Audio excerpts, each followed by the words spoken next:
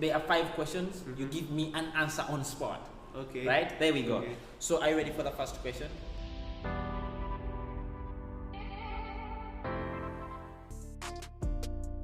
More exciting today, I have a good friend of mine. I don't want to even talk about his name because I want him to tell us who he is and then what he does. I'm just excited to dive into this conversation. Okay. Thank you, Andy, for having me. Yeah. Okay, my name is Richard, and I am working as a lawyer in Indonesia. I work especially in criminal law and civil cases. Like that. Great. Yeah. So he is Richard. So he's a lawyer, and I'm just excited to know, curious to know, for how long have you been practicing law? In practicing, right? Yeah. In practicing, so I was graduated on 2014, and after that I continued to my master degree. Yeah. For around 2 years. Yeah. I finished my master degree like 2016. Yeah. So it made around 4 years. 4 years practicing. Sudah 4 years. lama ya? Oh man, so 4 years practicing law.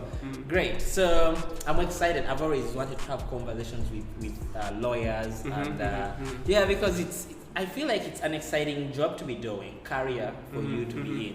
And I want you to just share with me what is your experience. How has it been for you practicing law here in Indonesia for the last 4 years, as you say? Actually, practicing in Indonesia as a lawyer is of course it's interesting for me. Yeah. It's interesting for me because since in my law school, I like to learn law, of course, about actually using the logic and solve the case. Yeah. I think that the most interesting part, I think, to you when you receive a case from some people or from your clients or just hearing their story, something like that. It's, I don't know, I found this as an interesting part, to solve their problem and to use the education that we have and to apply it in this case and how to the main point is how to solve the problem. I think the most interesting point to become as a lawyer. So the most interesting part is to solve the problem. Yes. And you're using the logic and the yes, book. that's right. I don't know if other lawyers think the other things. Of course, maybe they can talk about the money, about the financial things, you know, or maybe in many people thought that lawyers have good income, something like that. Of course, I'm not be hypocrite about that. Of course, I can. I think every people needs money, right, for living. Of course, that's right. But if you ask me what's the most interesting part, I think the most interesting part for me is when you, like I said before, to solve the problems and use your logic to solve that. Yeah. Like that. Wow, amazing, amazing. I like this. Okay, so I want you to tell me, what prompted you to study law? What prompted you to go into law, to like what you do? Okay. Yeah. So back in 2010, that when I go to the university, actually it's like an accident, to be honest, because I was graduate when I took science at my high school. Wait a minute, you took science? Yes. Wow, I'm interested. So I took science in my high school, and actually at the first place I applied for science, science majors, like to be engineering, something like that. But unfortunately,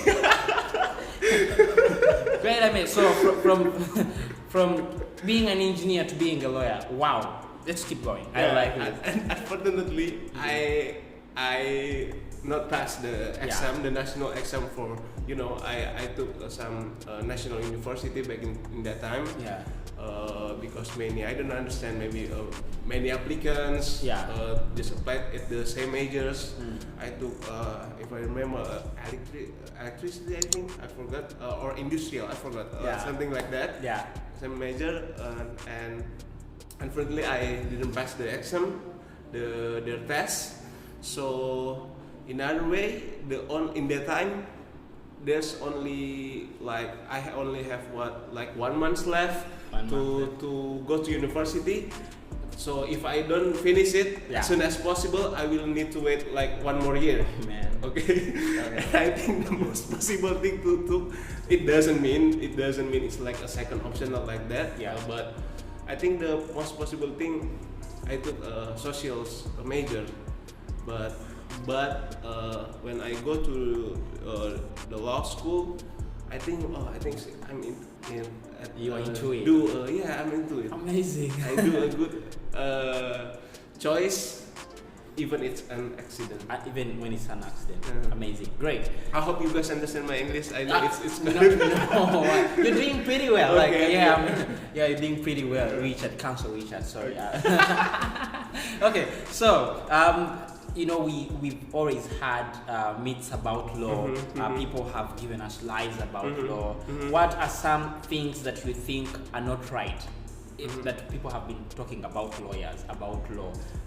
What are some things that you feel like probably people always say this, but that's not how it is? For example, from what I've heard, like some of the lawyers, they are not straight people. They are not transparent. Yep. Yeah. So here's the thing. First, I need to say that I'm not a very good lawyer too. I think I don't want to be hypocrite for that, because it's gonna be somehow pressure me to comment about these things. Yeah, true. But if you ask me what I think, that I use another perspective, Andy. If maybe I modify a little bit your question, how I should be to become a better lawyer. Sure. Go ahead. Because in the very first question, I just thought that I like the positive energy. I like the positive energy here. Yeah. I think that when I think again, I think I'm not that good to comment other lawyers. But if you ask me that what I should do better to become as a lawyer, I think is to do lawyering, like what you believe. I think in what you believe and your values, because and the system, the law system.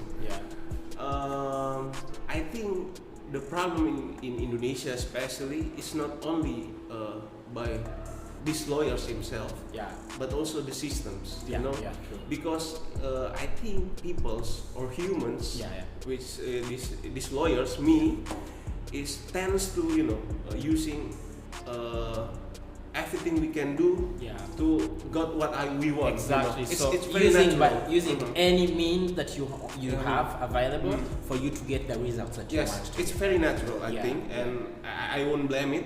So that's why people make system, right? To control these things, to control the natural things of peoples, the natural of humans. So I think when this system not working out, then it's gonna grow. The problem is gonna grow bigger and bigger. So again, what I said, that first we need to change the system to make it more transparent, and after that, the people's gonna shape by the system. Perfect. You're such a lawyer, I should say. How I ask you a question, change it around to answer the way you want it to. Which is great. I commend you for that.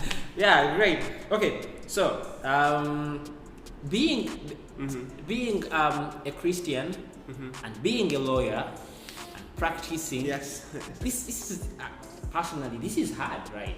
Like, how are you able to stand for the biblical values and still stand for the for the constitutional values? Are you finding that hard? Yes, very hard. I think it's a fight. I think it's a fight.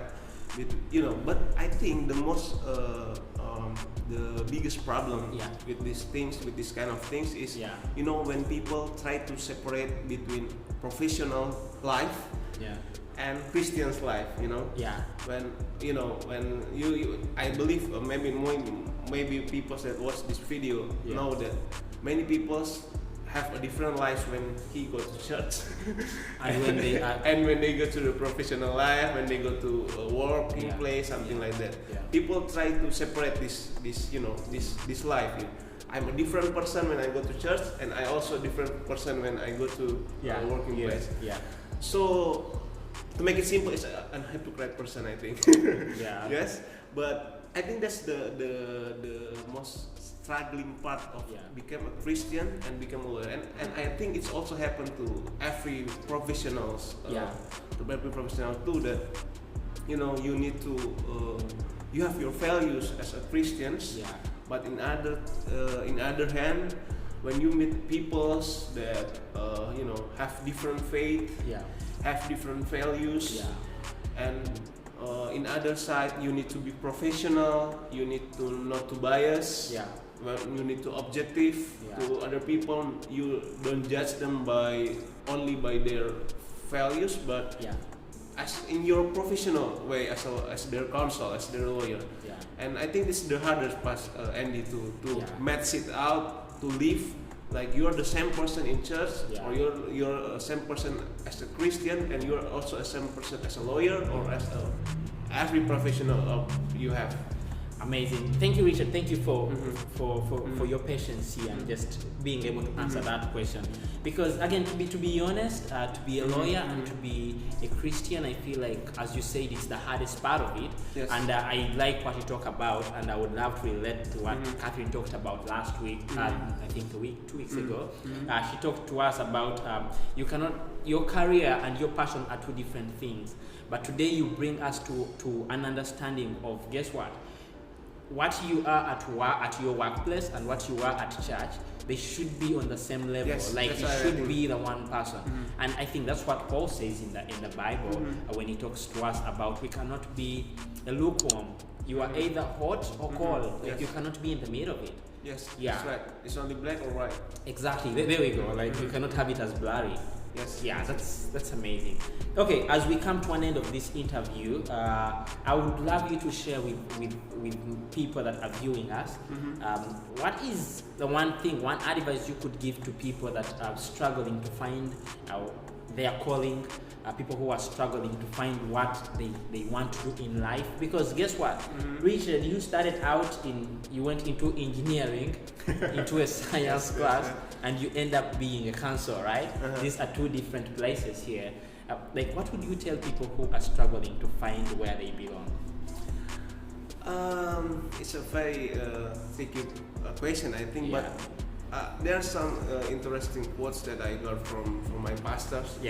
Please. He said that whatever you do right now, or whatever you are placed right now in your workplace or in a country, just believe that it's not due by accidents. It's not due by the point is God have purpose on you. That's right. That God have purpose, and I think it's a strong sentence. I think strong quotes from him. That I live for now. That whatever I do right now, I just do my best. Amazing. I just do my best, and I believe God have purpose in my life. God have purpose in what you're doing, whatever you're doing, even doing this video, doing this YouTube channel, and doing your profession as a teacher or me as a lawyer. Just do your best. Just do your best. Or maybe if the people that still try to finding out what purpose that I need to do in my what kind of work that I want to do right now. Whatever you do right now, whatever in your head, just do your best, and you will never know what the future will come to you. Wow.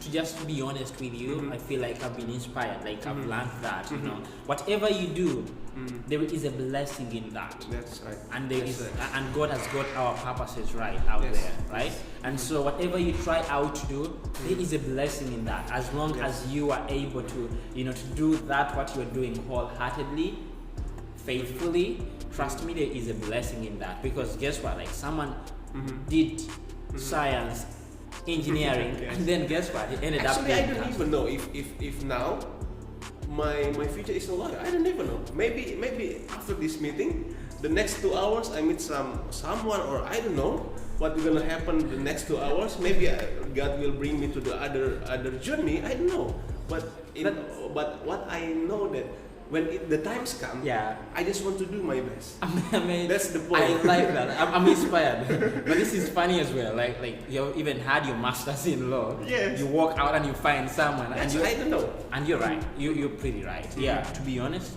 you are right when you're talking about that. Yeah. To be honest, I've been inspired. Thank you. This, and I feel like people needed to hear this because many of us out there are struggling of what we want to do. We have tried out things and they are not working out, and this is what also Catherine was talking about the other day. Like, reach out and find something that makes you happy and be faithful with what you are doing. Yes. And the other thing that I take away from this is, we cannot be with two colors. Yes. It's either black or white. So what you are as a Christian is what you should be, even when it comes to what you're doing. Yes, that's right. Even it doesn't mean you need to be literal, like very strict. Yeah. No, I don't want to play with some bad people or something like that. No, I don't. That one don't what I mean. But it's more like you need to be honest with yourself. Yeah, true, actually. True. Amazing. So this is coming to an end, guys. Just before we come to an end, what are your last words you'd love to give people who are viewing us? I think that's all. Like I said before, just if you are Christians, just if you are struggling with that in your profession, no worry. Just pray and just believe that whatever you do right now, whatever your place right now, God have purpose in you. And even if you're not a Christian that watch this video, maybe in your professions, I think you need to be honest to yourself, to your, you need to hear your heart. And I think many people right nowadays usually used to live by others' expectations, and it's very it's toxic, man. I think it's very toxic. We need to try to live by it doesn't mean that we don't need insight from other people, not like that. What I mean is you just live what you believe, your values, and no worries. People, as long as you honest with yourself, your values, your faith, and I think the other thing will come to you. Perfect. The other good things will come. I'm humbled.